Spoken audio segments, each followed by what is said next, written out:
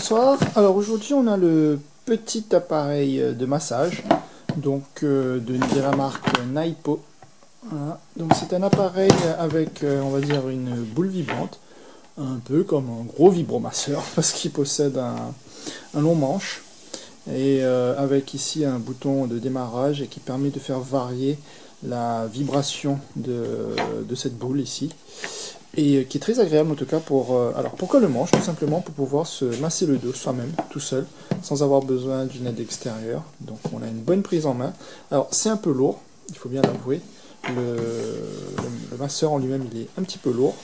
Mais quand on le tient à partir de ce manche ici, ça a l'avantage de bien appuyer sur le dos et de ne pas avoir de problème de contact entre la partie massante et les muscles dorsaux comme les trapèzes ou les lombaires.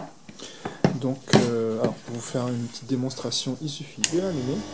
Donc là malheureusement on ne voit pas bien peut-être sur la photo, mais on a bien une vibration. Donc voilà, ça vibre bien.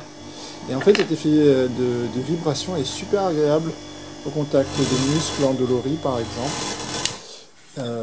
Et pour traiter les courbatures ou un peu les douleurs musculaires.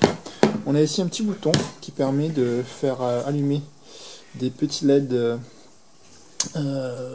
chauffage en fait, donc pour pouvoir se chauffer le muscle et en même temps le masser. Donc ensuite c'est très agréable, en tout cas c'est très relaxant. Donc on a la possibilité ensuite de démonter cette petite boule et de monter plusieurs différents types d'accessoires, de quelque chose d'un peu plus pointu avec des picots ou alors quelque chose de plus souple. Voilà, avec des surfaces caoutchoutées comme ici. Voilà, c'est un peu plus souple.